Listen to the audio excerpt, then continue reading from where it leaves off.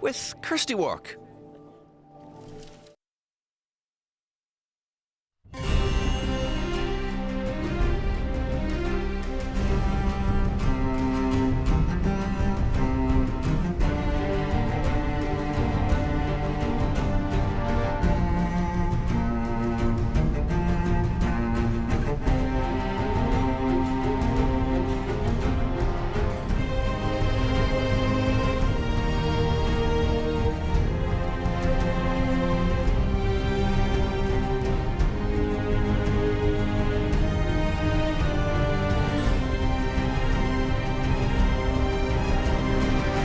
Final head-to-head battle of the two contenders for the throne. Well, good evening and welcome to our weeknight Newsnight extravaganza of interviews and intoxicating insight. Here in the studio, a critical friend of the Conservative Party, the commentator Tim Montgomery, the former leader of the Scottish Labour Party, Kezia Dugdale, and the Uber pollster, Electoral, the UK director of More in Common. First, that debate in Nottingham. Only the second time Sunak and Starmer have shared a stage in the last 5 weeks. We'll show some of the most interesting bits, but was this the moment of the debate? Mr Sunak, I think you made a fair job of being Chancellor, but you're a pretty mediocre Prime Minister. Sir Keir, I think that your strings are being pulled by very senior members of the Labour Party. Are you two really the best we've got to be the next Prime Minister of our great country?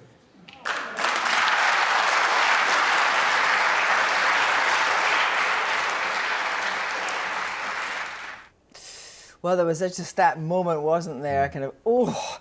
And I wonder, Tim Montgomery, what you made, first of all, just a reaction to the debate overall. Well, look, you introduced me as a critical friend of the Prime Minister, and the last time... critical often. Yeah, the last time I sat here was the night of him being absent from and I probably made the strongest... the D-Day commemoration. I probably made the strongest criticism I've ever made of him. But tonight, I thought the Prime Minister was really good. Sometimes I've wondered whether the life has gone out of him in this campaign, but he was feisty tonight, he turned up, but there'll be plenty of Conservative activists just thinking, where's he been up until now? But the hope is... 10 days, 8, 9 days to go, 8 days to go. You know, can he close well? And lots of Tory candidates will be hoping that, because that was a really good spirited performance, and Starmer didn't have really answers to a lot of the questions he was posed. Kezia, what did you make of it? Just the atmosphere. I thought at times it was very, very uncomfortable. For sure. I think Rishi Sunak went into that as an insurgent, somebody with a lot of very clean lines he wanted to land, very punchy, energetic performance. Meanwhile, Keir Starmer acted like the Prime Minister with a rational agenda that he wanted to speak to, a prospectus for change. And he wasn't quite as agile, wasn't quite as relatable in that sense, but that's because he's got a sense of purpose about what he wants to do, and he knows he's very close to power now. But it's also maybe because he just can't react that quickly. I mean, there was a certain hesitation. But does he need to be able to do that? So are those the characteristics we want from a Prime Minister, or do we want a serious person who's prepared to lead our country through a vast period of change? Look, what did you think? Well, I thought that gentleman that asked the question of the two candidates and pointing out, asking, is that the best we've got? Actually, he spoke to a lot of the people we speak to in focus groups right around the country, this sense of cynicism, of apathy, that actually no politicians are really up to the job. It is true that Keir Starmer's approvals have ticked up throughout the campaign, but it's also fair to say that neither of them are particularly loved by the public, and I bet there were lots of people nodding at home when he answered that question. Well, thank you for that. The debate ended just over an hour ago, and of course the spin room is abuzz, and later we're going to be talking to two politicians there, Labour's Wes Streeting and the Tories' Victoria Atkins. But first, let's get Nick's take. Nick. Well, Kirsty, welcome to the sweltering spin room here at Nottingham Trent University, a short distance away from what was really a very scrappy debate. I mean, it's interesting what Tim, a critical friend, is saying, because in a sense, Rishi Sunak set the terms of this debate. He would be asked a question and then he'd pivot to an area where he would say that Labour is being untrustworthy. When Keir Starmer would speak, he'd interrupt him. He'd sort of be like a bit of a bulldozer, and then we'd have the refrain, the Rishi Sunak refrain of the evening, which is don't surrender to Labour on tax, don't surrender to Labour on immigration. Surrender is quite a strong word to use in a political context, but this did not feel to me like some sort of grand one nation message from a Conservative Prime Minister to the nation. This felt like a core vote strategy, trying to convince natural Tory voters who are don't knows to come out and vote, and to persuade people who are currently heading in the direction of Nigel Farage to head back in the direction of the Conservative Party. And I bumped into some of the Prime Minister's team afterwards, and I do have to say they did look rather bullish.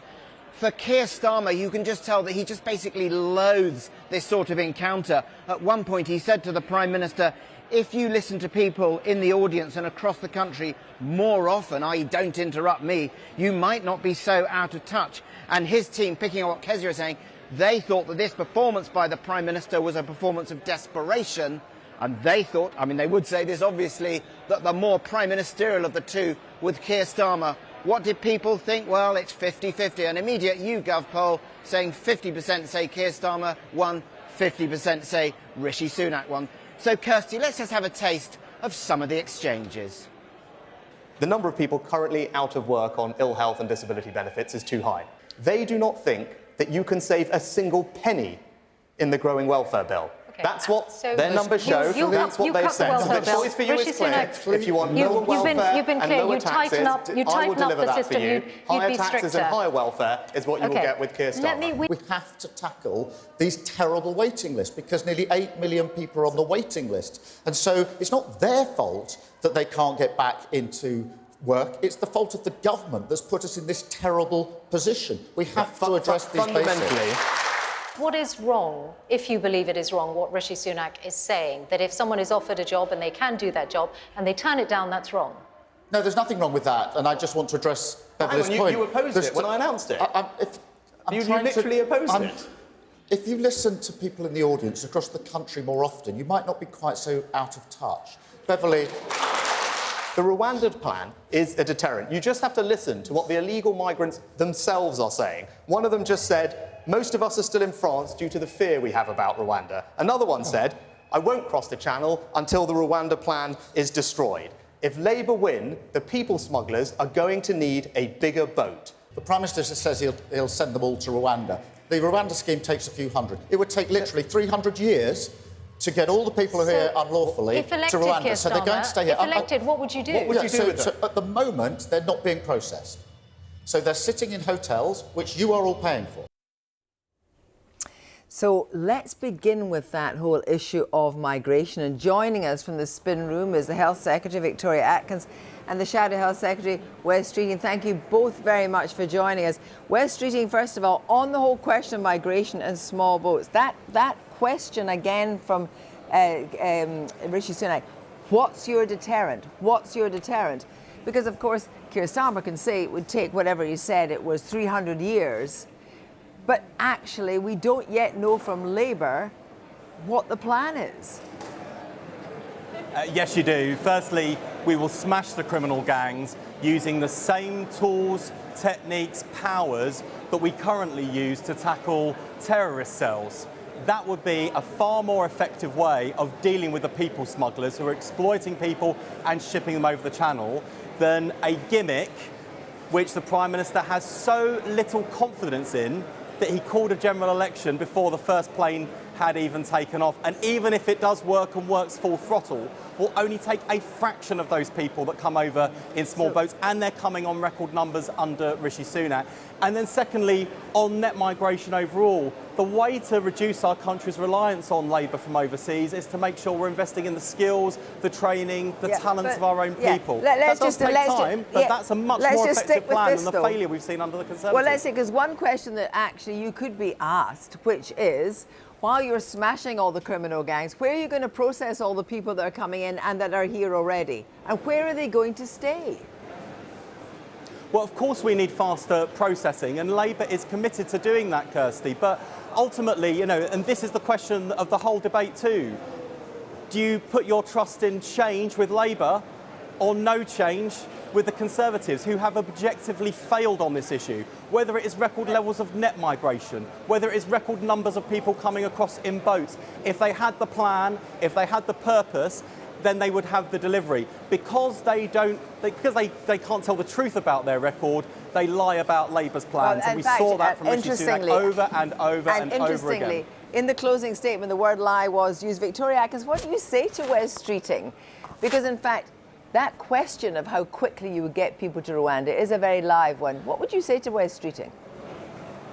Well, just to help Wes, in fact, Keir Starmer was asked more than 9 times what his plan is, and he failed to answer.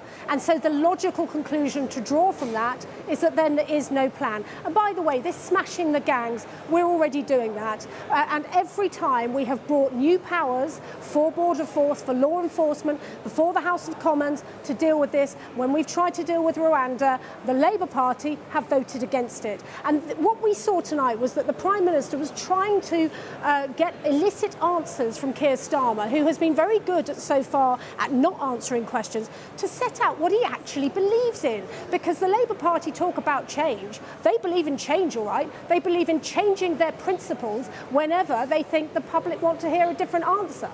But because he was, Rishi Sunak was on the attack on migration, what actually Keir Starmer, I suppose, didn't get in enough was, from the Labour point of view, was how quickly will people go to Rwanda? Because that's the thing that we just don't know, because right now, a big fat zero. So the planes are ready to go, and we have said within weeks these planes will go off. And you also heard the Prime Minister tonight talk of the views of people waiting at Calais to try to get across the channel. Rwanda is a deterrent, and they see a Labour government as a passport into the UK illegally. That is the reality. That is why Rwanda is so important. Labour has voted consistently against it. Another interesting thing as well, I noticed. No, hang on a minute, Victoria. The thing is, we've got to move on to one other subject right now, and that was one that actually was really interesting, which was this whole question of a retirement tax. And the attack Wes Streeting was that pensioners will pay income tax under Labour. Tell me, why is it that Labour could not go for triple lock plus, which is, in a sense, just simply raising personal allowances, but only for pensioners? What is so problematic about that? Well, I'd say 2 things, Kirsty. Firstly, we are committed to the triple lock, and every policy in our manifesto is a policy that is fully costed and fully funded, a promise we can keep, a promise the country can afford. What Rishi Sunak has been fundamentally dishonest about this entire campaign is that when he's made that pledge to pensioners or any other pledges in his manifesto, they require tens of billions of pounds of borrowing, more than the Liz Truss mini-budget, which sank the economy. Pensioners would be paying through the nose with everyone else for that economic failure. We're not prepared to make promises unless we can be 100% sure we can keep them. And as for their ambition to abolish national insurance altogether, there is no greater threat to the state pension and pensioners across this country than that kind of recklessness. And the question is, do you want to give the matches back to the arsonist to finish the job, or do you want change with Labour? Sorry, I think you've used that phrase repeatedly in this campaign, and I just think the security issues that we all face. I just think that phrase is really unpleasant. There's no need for it, forgive me. If I can talk about the retirement tax, let's stick to the policy. Retirement tax, the reason that we have said we want to protect pensioners from income tax is precisely because we've costed it. We've managed this year alone to deliver a £900 tax cut for people on national insurance, average workers, whilst also delivering a £900 increase in pensions. We want to secure the future of our pensioners. And again, Sir Keir Starmer was not able to meet our pledge. And by the way, whilst we're talking about unfunded pledges, the mask has slipped, because today we learned that in a private meeting, a shadow Treasury minister has said that their net zero policies are going to cost hundreds of billions of pounds. Wes Streeting, come back on that. Wes Streeting, come back on that. Yeah, look, 2 things. Firstly, that's just not true. What Darren Jones was talking about, Rachel Reeves' deputy in the Shadow Treasury team, was how much it will cost our whole economy to move to net zero by 2050. And what the Conservatives have tried to do is to say that that cost is the cost of Labour's manifesto for the next Parliament. It's just not true. And the reason you can trust what we say on green energy as well as everything else is people have seen in the run-up to this election, Labour has made difficult choices, tough choices, sometimes saying things to our own side that they don't want to hear, so that I can now look your viewers in the eye and say every policy in our manifesto is fully costed and fully funded. A promise we can keep and a promise you can afford. Well, here's a plague on both. Hang on a minute. But here's a plague on both your houses. Both of you are heavily involved in health, and you know poverty is one of the biggest drivers of ill health. Neither Labour nor Tory are prepared to take the cap off on two-child benefit. Now, that is something that would solve part of the poverty problem, and yet neither of you is prepared to countenance taking the cap off on a two-child benefit to allow for support for other children. Wes Streeting, why not? Kirsty, our manifesto contains a commitment to have a cross-government strategy to reduce child poverty, and people can trust us to deliver on that because that's what the last Labour government did. That's a very simple thing to do. It's what the next Labour government will do. Victoria, because that's a really simple thing to do. Why are you not doing it either? Look, Kirsty, every policy that's in our manifesto must be... Oh, sorry, Kirsty. Victoria. I'm sorry, I'm sorry. So what the approach we are taking with families is to support people back into work. So one of the policies I'm most proud of, in the last year we've been able to deliver, and we are delivering, free childcare for families from the age of 9 months for babies. And I know from my own constituency of Louth and Horncastle, the enormous difference that this will make for mums getting back into the workplace in particular, but helping families as a whole. We know from the work that we've done with reforming the welfare system that if we can help people into work, that helps them financially, but also helps with welfare. Yeah, just very briefly, for both of you, and yet all sorts of organisations that deal with poverty and deal particularly with young families where poverty is rife say this would make a difference, and neither of you think that that is the priority.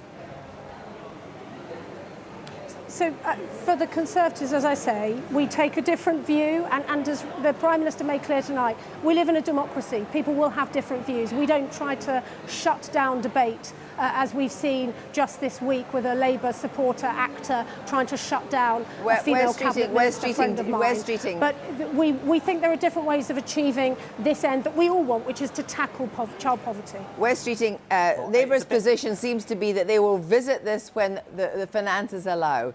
But it's about priorities, isn't it? And you could make this decision. There are lots of policies in our manifesto that will make a real difference on child poverty reduction, not least our policy of free breakfast clubs in every primary school so that kids start the day with hungry minds, not hungry bellies. It is a bit rich of Victoria to talk about the importance of debate in an election. At least she's shown up this evening. I was going to take a missing persons ad out on her this election campaign because the Conservatives haven't got a leg to stand on their record on the NHS. You ducked the Newsnight debate we could have had on health. You've ducked every other opportunity to debate the NHS. Not everyone is as much as a self-publicist as you are. OK, well, let's move on. I'm not talking about myself, I'm talking about your record. In terms of the debate, I was at an event in my constituency, which let's has made move on from that scrap. Let's move on. And indeed, I offered different dates. So please don't accuse me of going A1 debate. There are lots of other days in the grid. I know, and I like debating you, but you've not shown up most of the election. Where have you been? You're both here together now. So you're both here together. And another thing...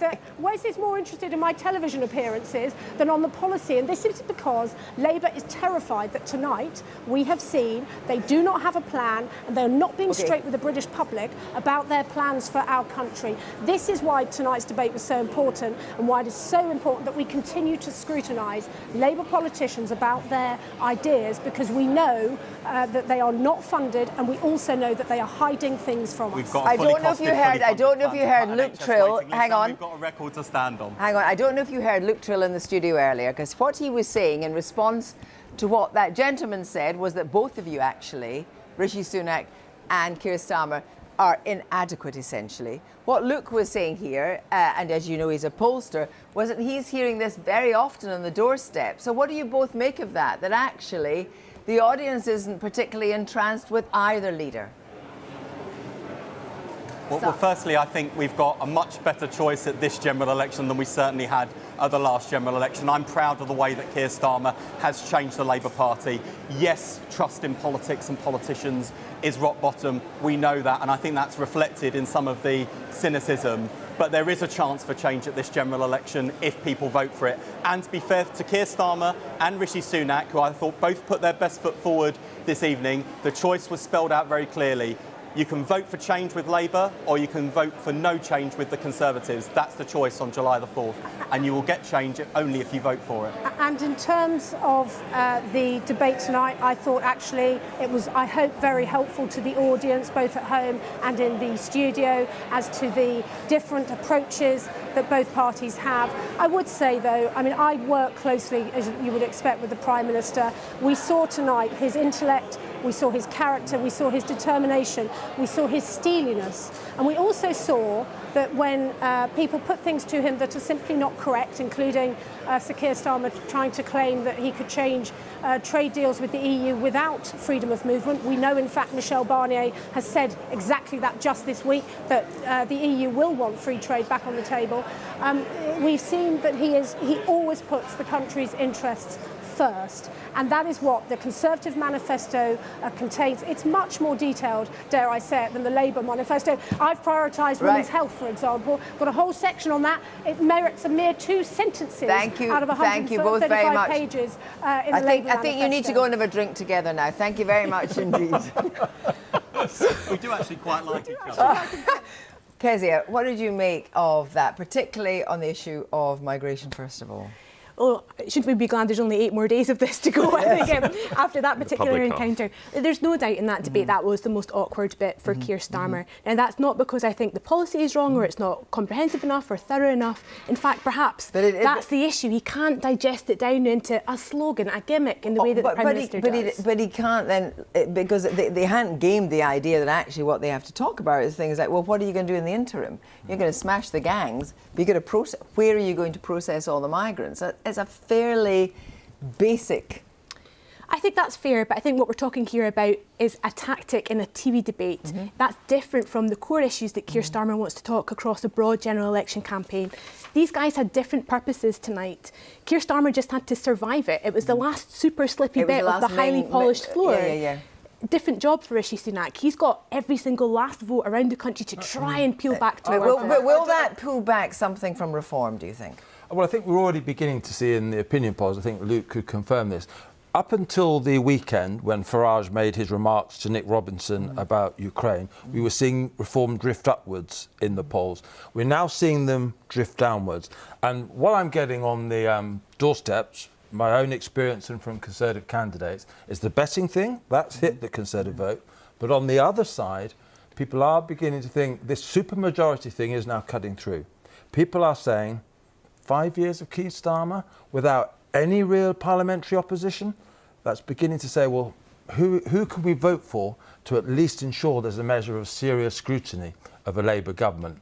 And I think tonight really helped for the Conservatives on that, because all the issues that voters are concerned about, tax, immigration, the pensions question you raised, those are being talked of by the core Conservative vote. Yes, the election is won by Labour, but what the Tories have to do in the next 8 days is get out the core Tory vote. But that's what tonight's strategy is about. When it's issues like, you're going to pay £2,000 a year more tax under a Labour government, I mean, I suppose what we could say now is because the fact-checking is so fast that actually we know that is a very bold way of putting it, and it's not actually true.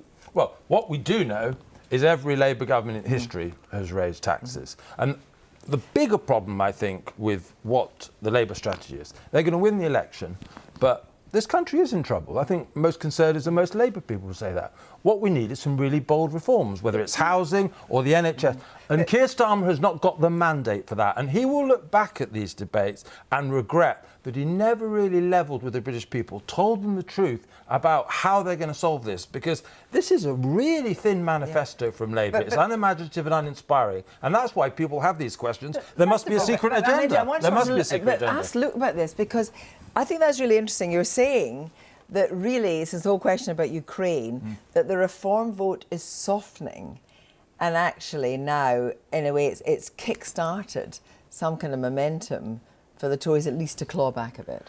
Well, I think it's definitely true, as Tim said, that in the polls we've seen this week, Reform appears to have either stalled or be slipping backwards. And I'm always a little bit nervous about attributing it to one thing or the other. But one thing we do know quite solidly is that Nigel Farage has put himself on the wrong side of public opinion on Ukraine. In fact, we had some polling out which asked, how important is it for the UK that Ukraine wins? And by a 7-to-1 margin, people were more likely to say it's important than unimportant. And I think that's where Nigel Farage has got it wrong. He's normally quite good at putting himself on the right side of popular opinion on lots of these issues. On this, he has clearly made a misstep. Even in Salisbury, my home seat, a seat which I think is a little bit associated with Novichok, the Reform candidate, said that, he admired Putin. Talk about, an error of judgment on Reform's part. Let's now talk a little bit about some polls. And that you've actually been doing some work on what ministers and what people are likely to lose their seats, who are going to be packing their bags. Give me the latest you've got on the ministers. Well, we talk every election about, is there going to be a Portillo moment? That moment when a cabinet minister that we don't expect to lose their seat suddenly does. And in fact, in this election, there are lots of cabinet ministers who are at risk. Penny Mordaunt, potentially a future Tory leadership contender. She's under real pressure in Portsmouth. Grant Shapps is fighting off a strong challenge from Labour. If these predictions, these MRP polls that we have coming out are right, he's in big trouble. Alex Chalk, the Lord Chancellor, at risk from the Liberal Democrats. And Jeremy Hunt, the Chancellor, has been spending a lot of time in his constituency in Surrey, and that's because it's so at risk. And you also see there Mark Harper and Gillian Keegan, the Education Secretary. Chichester, that should be a safe Conservative seat, but there is a Liberal Democrat challenge to her now. But it's interesting, of course, because this idea of a defensive Tory strategy, which is to go and shore up these people, and actually, I'm afraid some of the others are just going to have to go hang. And that's the thing is, what I don't know, people are saying, seats of under 10,000 majority have been abandoned by the Conservatives. That's true. And they're defending seats with majorities of 20,000 or more. That assumes that Conservative Central Office knows what it's doing. I think there's a lot of seats in between that probably won't go if the Tory strategy over the next 10 days, and 8 days, as you've always told me, will work. And well, I mean, the MRP that's out has Labour on 265, has the Conservatives on 465, sorry, and the Conservatives on 76. But you've got some last-minute polling tonight. We've got some polling about tonight's debate, which I can just say. I should read it from my phone so I get it right. So we asked, who do you think won tonight's debate? And it was 44% for Rishi Sunak, 56% for Keir Starmer. But some encouragement for Rishi Sunak. We also asked, did people perform better, about the same or worse than you expected? And people were slightly more likely to say that Rishi Sunak performed better than expected than they were about Keir Starmer. So I think, despite the fact Keir Starmer has a win there, people thinking that Rishi Sunak slightly exceeded expectations. Kezia? It's all too late. He needed a performance like that 4 or 5 weeks ago. Arguably, he needed it a year ago. The Rishi Sunak we saw tonight, if he'd been presented to the country a year ago, this could have been a much closer election. Might save some seats, though. Not too late to change the outcome. Might save some seats. Well, let's have a quick look at the papers, and beginning with the Daily Mail. Rishi's furious blast at Starmer. You're taking people for fools. Nonsensical plans to tackle illegal migration in the TV debate. The Times, Sunak rams home's tax message in final debate. And this Labour Party member arrested over the honey trap scandal, you might remember. Moving on to the Times, they don't have the debate in, but they have French far-right leader vows to fight a cultural battle against Islamism. And moving on to the Independent, Starmer squares up to striking doctors. This is the junior doctors. I won't give 35% rise. The Daily Record, PM blasted on bets row now. We're going flutter coward. And Starmer brands Sunak out of touch during the leaders' debate. The Eye revealed Russian hackers behind NHS attack are part of a cyber army protected by the Kremlin. Well, that's it from a jam-packed show tonight. I'm back tomorrow. Until then, from all of us here, sleep well. Good night.